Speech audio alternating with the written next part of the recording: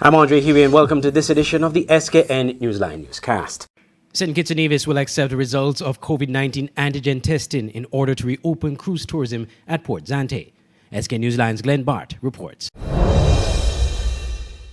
A COVID-19 task force decision, along with the cabinet of the government of St. Kitts and Nevis, to accept rapid antigen tests for cruise passengers and crew arriving in St. Kitts and Nevis will facilitate arrival of large cruise ships at Port Zante. A top health official said the acceptance of antigen tests to facilitate the start of the local cruise industry was taken because of the reliability of the antigen tests having been improved significantly over the past few months. Cruise visitors will only participate in bubble tours, interacting with service providers whose staff are fully vaccinated.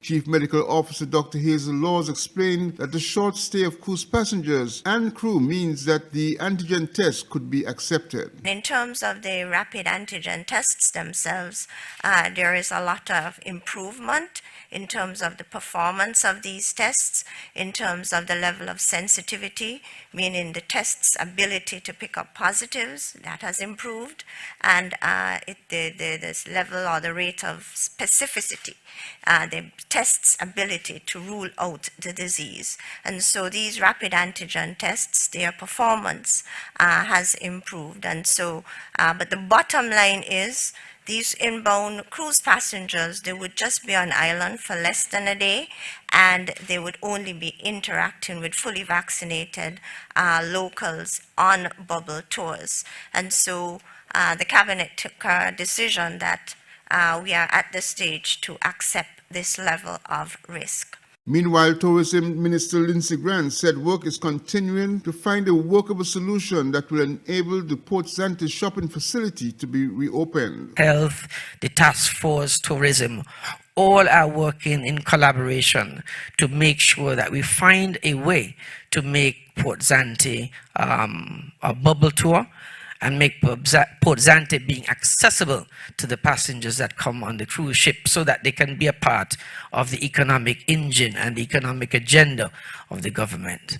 So we are ensuring that we are ready to welcome our first ship to Port Zante, because as you would recognize also, ships have already started coming, but they're coming to Carambolo. But we want to make sure that we have the ships coming to Port Zante, and we are in a way that when we receive them in the best possible manner, and to make sure that we keep our citizens safe and healthy. And so we're doing everything in our power to ensure that we dot our I's and we cross our T's to ensure that when they come, they are safe. Tourism stakeholders remain eager to have cruise tourism reopened to boost the country's tourism earnings. Glenn Bart reporting for SKN Newsline. As the vaccination debate rages on in St. Kitts and Nevis, a medical professional is addressing some concerns persons may have of the COVID-19 vaccine. More in this report. With the confirmation of the Delta and Lambda variants in St. Kitts and Nevis and with rising cases of COVID-19, the argument for vaccination is being made forcefully by the health authorities. But there is still some vaccine hesitancy among the population, as evidenced by persons who were terminated from their jobs for failing to be vaccinated and a handful of protesters who took to the streets Friday to protest against the COVID-19 vaccine. The concerns that the vaccine does not necessarily prevent persons from contracting the virus is causing consternation among some people. Why take the COVID-19 vaccine if they can still be a carrier of the virus? Because if it doesn't cure me, if it doesn't stop me from getting it, it doesn't stop me from transmitting it, why the hell are you putting these measures in place? It is now being said that the variants are basically immune to the vaccine. But Dr. Cuthbert Sebastian says vaccination, while not foolproof to preventing contraction of COVID-19, is the best protection. No one ever really said that the vaccine is 100% perfect. There's no vaccine that's 100% perfect. There's no medicine that is actually 100% perfect. I mean, a simple thing like paracetamol, we might take for granted, but if you take too much of it, then you can have liver failure and you can die. And so nothing is perfect, nothing is foolproof, but You know, you can get into a car accident while wearing your seatbelt and you still may not get out of it fine. But you know, wearing your seatbelt helps to reduce that risk while you're in a car accident. So that's the reasoning. You have to weigh the benefits versus the cons when you just decide to wear the vaccine. And so far, what I've been seeing with the statistics is that the benefits much outweigh the risk. When you have a vaccine, your body will have an immune response that will constantly fight a virus if you get infected with it. And that will reduce the likelihood of that virus inside of you mutating into a new variant that could be potentially worse than the Delta variant. So the more people are vaccinated, the less likely we will develop a new variant. And that new variant could possibly be, you know, a lot more deadly, a lot more transmissible. We don't know. There are others who believe that if they wear their masks or follow other non-pharmaceutical measures, there would be no need to take the vaccine. Most of us, we wear a mask, sanitize our hand, and if you're saying eventually it'll go away, well, okay, then I could continue wearing my mask, I could continue sanitizing my hand. The people who's not vaxxed could continue wearing the mask. Because you're still telling people when they don't take the double dose, they still got to wear the mask. While the mask and other non-pharmaceutical measures do help to mitigate the contraction of COVID-19, Dr. Sebastian says with the Delta variant, the risks are even greater. Once you take the proper precautions, 6 feet away or 2 meters away, hand sanitizing, all these things, you reduce the likelihood of getting infected. But we all make mistakes.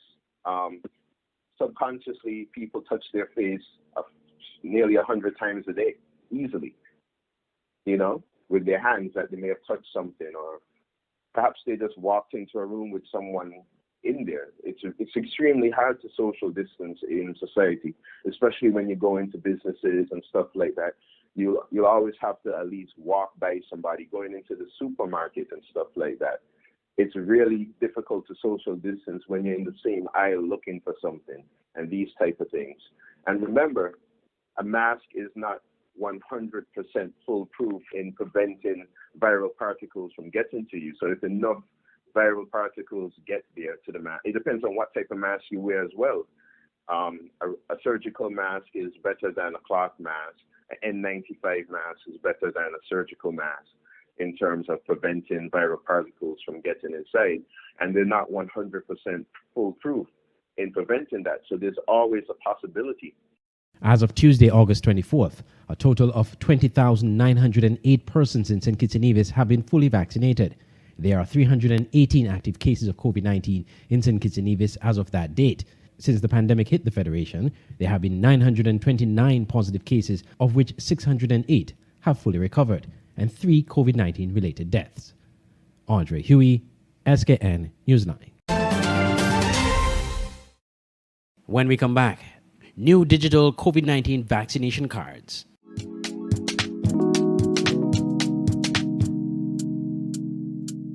Want to buy some fresh fruits, vegetables, or ground provision, but don't have the time to go to the market or even to find parking? Look no further. Green Market and Delivery is your solution. Green Market and Delivery is an e-commerce store that sells and delivers local produce to customers in St. Kitts and Nevis. Anything you purchase, you can get fresh from the market and delivered directly to your door. Log on to www.greenmarketskn.com. Click on the e-store link, choose your items, and shop away. We have a wide array of products from fruits, vegetables, local products, spices and seasonings, and much more. Save time and energy. Shop on greenmarketskn.com, your one-stop shop for fresh local produce.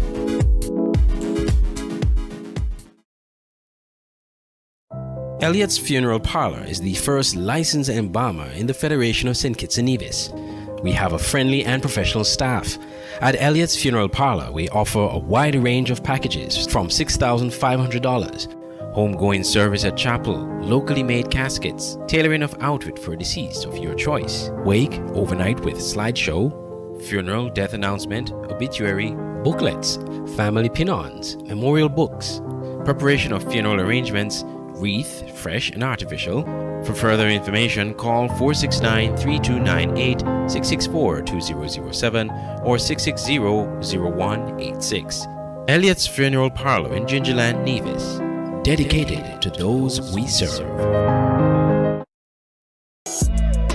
When you need electronics or appliances, find just what you want quickly in one location. Yes, everything's under one roof. Only at Smart Electronics. We have tons of name brands, amazing service, and easy layaway plans. Summer is just around the corner, and we will save you the hassle of walking around town or going to St. Martin. We have everything you need right here in St. Kitts, so don't get confused and go different places. We are located at Port Zonte opposite the food court. Visit us today, or if you have any questions, you can call 466-4271. Smart Electronics, way to live a smart life. Terms and conditions apply.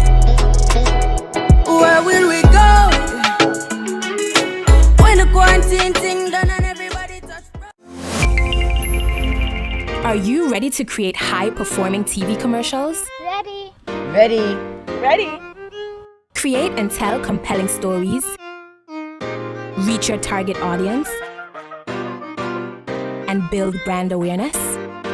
Our strategies and execution will provide for your desired outcome and clearly represent your brand. Visit us at www.madebyopen.com and get started on your creative video commercial today. Lights, camera, Open Interactive.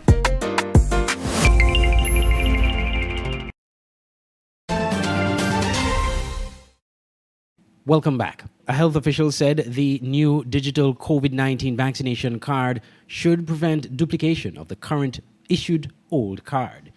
More from Glenn Bart. According to Minister of Health Akila Byron Nisbet, the issuance of digital vaccination cards is a measure of security, ensuring that persons claiming to be fully vaccinated are indeed vaccinated against COVID-19.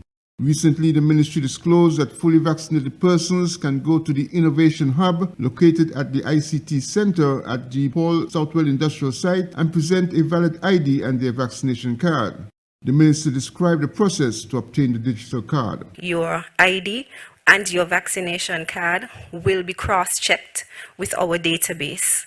Once the information is correct, you will then be provided with the URL and a unique ID number. Once you log on to the URL, you will then provide your first name, last name, date of birth, and the unique ID that you will be provided with. Once all of those 4 categories match, you will then be able to retrieve your digital card. Your digital card looks similar to the actual physical card. The difference is that it includes a QR code. That QR code can then be scanned just to verify that indeed you are vaccinated. This is so that persons who have the idea that they can replicate the cards even if they are not vaccinated and they may need to use it, that would give us that added security that unless that QR code matches back to our record, then you can't be able to pose as if you are vaccinated. According to the minister, the digital cards look similar to the existing card, but it contains a QR code digitally linked to the COVID-19 vaccination database. Glenn Bart reporting for SKN Newsline. Strict protocols will be in effect at the Warner Park Cricket Stadium ahead of the opening of the Caribbean Premier League tournament. More in this report. There will be strict stadium guidelines and protocols relating to fans attending the Caribbean Premier League CPL matches at the Warner Park Cricket Stadium as the tournament gets underway on Thursday. Chris Watson, head of marketing at CPL, spoke to SK Newsline about the protocols to be followed. There's a number of processes, including so when people come to buy their tickets at the point of purchase, either at the box office at Warner Park or online, they'll need to provide contact tracing information. The ticket purchaser will. So if you're coming to the box office, you'll need to quickly show your a form of ID. And also give your telephone number when you're purchasing some tickets. And the same process, you'll need to leave some personal details online when buying tickets. So there's contact tracing at point of purchase so that we know every person who's bought tickets.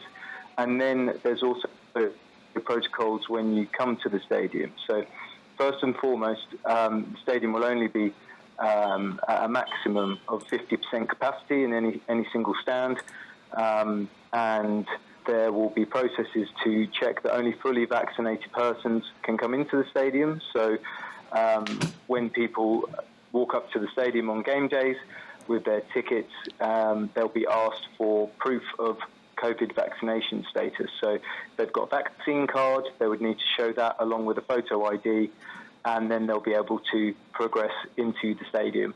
And then within the stadium, there'll be other measures in place, such as sanitisation stations and regular reminders for people to behave responsibly and so on. Mr. Watson noted that there was no need to practice social distancing, as only half capacity of fully vaccinated fans would be allowed inside the stadium.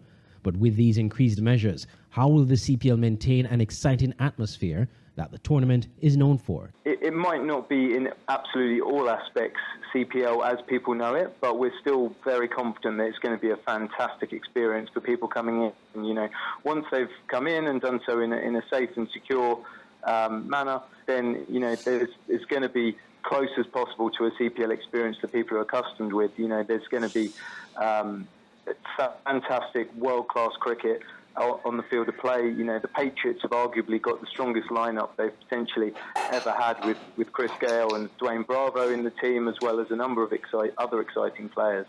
And then, you know, we want to make that experience as exciting for people as well with music and so on, really. So it's going to be CPL. It's still going to be great fun and great entertainment, but in a slightly more sensible manner than perhaps before. But also, really, we know our product is an entertainment product, so we certainly don't want to completely compromise on our brand. You know, we want people to have a great time, and that's what's been the core of the success over the last number of years, ever since we've been coming to St Kitts. All CPL matches for this season will be played at the Warner Park Cricket Stadium. The opening match for the St Kitts and Nevis Patriots will be on Thursday night at 7 p.m.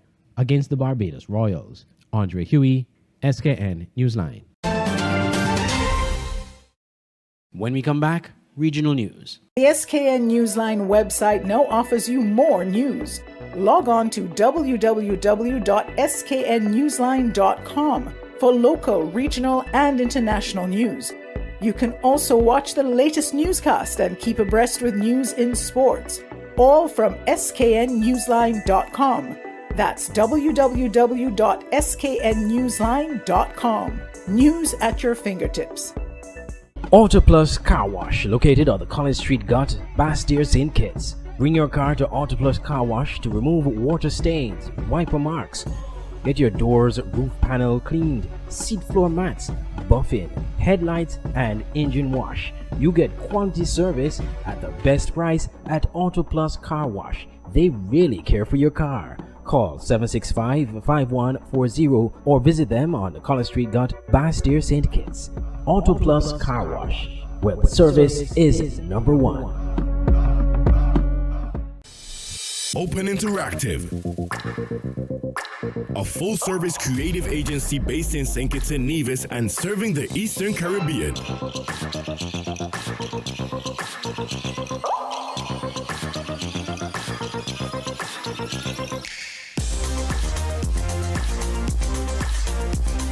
We believe in building content that widens reach, deepens engagement, and ultimately provides lasting solutions.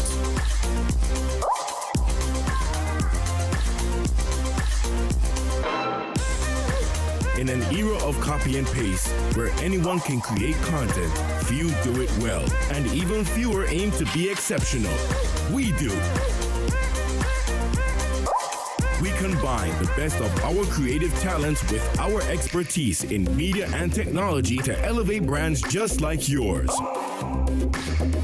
At Open Interactive, we create designs that speak more than 1,000 words, campaigns that impact, and solutions that connect to your core audiences.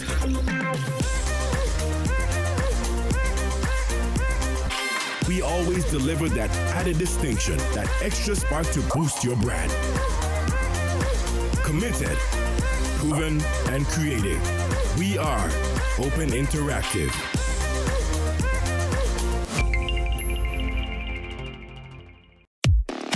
It's the new and improved SK Newsline Android mobile app. With the SK Newsline app, you can watch your news reports, the SK Newsline Newscast, sports, special features, and so much more. You can also send us a WhatsApp or call us directly. Go in the Google Play Store, search SK Newsline, and download the app today. The SK Newsline mobile app. News on the go.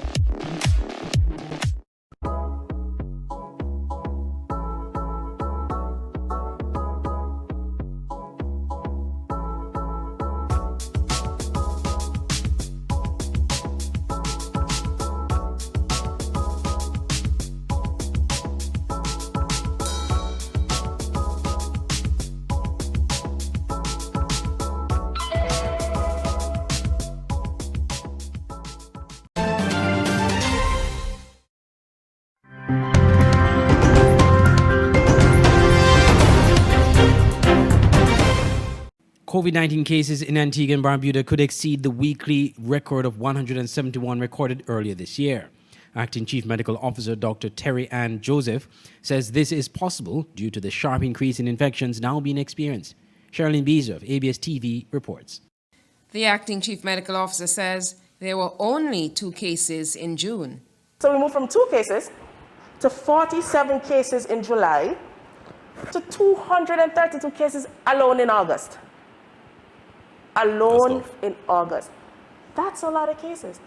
The acting CMO expresses her fear with this sharp increase. And based on what we're seeing, we may actually pass the 171. In a week. In a week. It's possible. It's possible. And that is actually frightening. It's frightening. Meanwhile, the 185 active cases as of 21st of August range in age from 11 months to 82 years old. So of all of the active cases, persons between, we'll call it 0 to 11 years, are 17. And of the 50 new cases, 7 of those are between the ages of 0 and 11 years. Of the 185 active cases, 11 are between the ages of 12 to 17. 86 are males and 99 are females, while 22 of the 50 new cases are males and 28 are females. Of the 185 cases, 12 are imported and 123 are local transmission, while 50 are unknown. She also outlines what is known of the vaccination status of the 185 active cases. 53 are unvaccinated, 5 partially vaccinated, 21 fully vaccinated, 4 are under the age to be vaccinated, 17 actually, and 101 we really don't know about. Sherilyn Beezer reporting for ABS News. With the Pfizer-BioNTech vaccine now accessible to children ages 12 through to 17 years in Jamaica, one religious leader is calling for transparency from the government regarding information about the vaccines. While he's in support of children being vaccinated, he insists they should not be used as experiments. He also is echoing calls for more vaccine and treatment options. More from CVM TV. Last week, the United Kingdom approved children 12 through to 17 years to receive the Pfizer-BioNTech vaccine. Jamaica was also in line and started inoculation of its youth over the weekend. However, Reverend Al Miller says while he's in support of a total eradication of the virus, children should not be an experiment for the vaccines. He notes there has not been sufficient information for individuals to make informed decisions. And so hence, with the Pfizer vaccine particularly, which you can raise my concern on it, but is first the principle that we just want to take great care that the likely effects on it is known, is understood, so that we do not run the risk of putting our children at risk.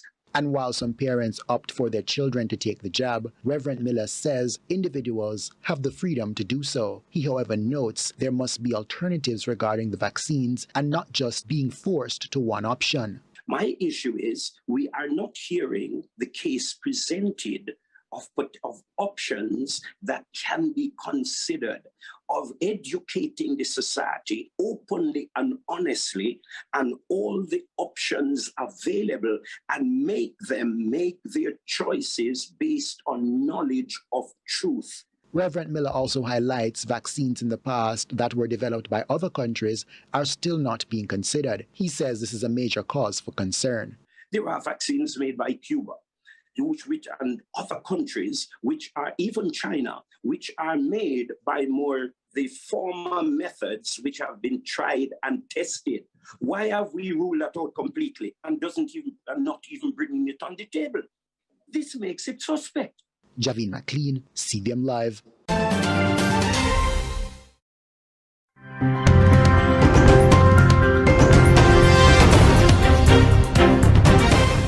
United States President Joe Biden is insisting his troops will not be in Kabul past his August 31st deadline for completing evacuations of Americans and endangered Afghans. Al Jazeera reports. Under pressure following an emergency meeting of G7 leaders to discuss extending the Afghanistan withdrawal date, U.S. President Joe Biden was adamant U.S. troops will be out by August 31st. The sooner we can finish, the better. Each day of operations brings added risk to our troops. Still, U.S. withdrawal from Afghanistan relies on Taliban cooperation to ensure Kabul's airport remains open. If not, Biden says he's directed the Pentagon to draw up contingency plans. More than 75,000 people have been evacuated since mid-July. Thousands more Afghan and U.S. civilians still surround Hamid Karzai International, hoping to board one of the dozens of U.S. flights out of the country. But escape chances are diminishing. One House Intelligence Committee member said bluntly, not all who want to leave will make Biden's deadline. We have to get American citizens out, and we have to get our Afghan partners and allies out. The American people support it, and their representatives in this House support it. That can't be accomplished between now and the end of the month. The Pentagon says it's increased its pace, with planes of evacuees taking off approximately every 45 minutes. The rescue effort is being done with a sense of urgency. While Taliban commanders are currently communicating with U.S. forces, there's no guarantee that will continue. Afghanistan is a dangerous place right now, which is why we're trying to move as many Americans as we can, as fast as we can. On Monday, Biden dispatched his top spy, CIA Director William Burns, to meet with Taliban officials about a possible deadline extension. The proposal was rejected. The firm August 31st Afghanistan withdrawal has led to bipartisan and global criticism of the U.S. president. We need at least a couple more weeks, 3 to 4 more weeks.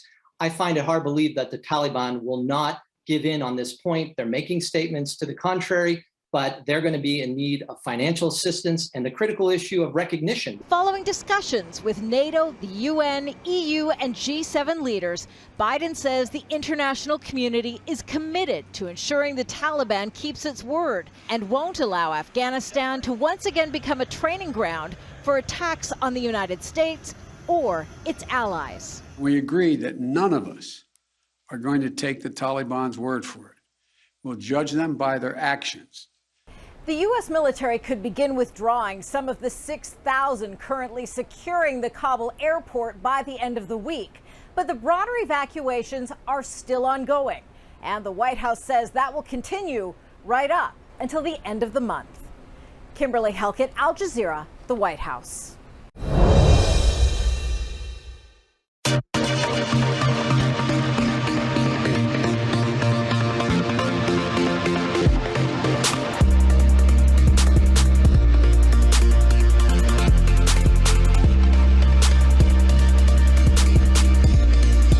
In sports, the series between Pakistan and West Indies is now locked 1 apiece after West Indies lost the second test by 109 runs. More in this TBJ report.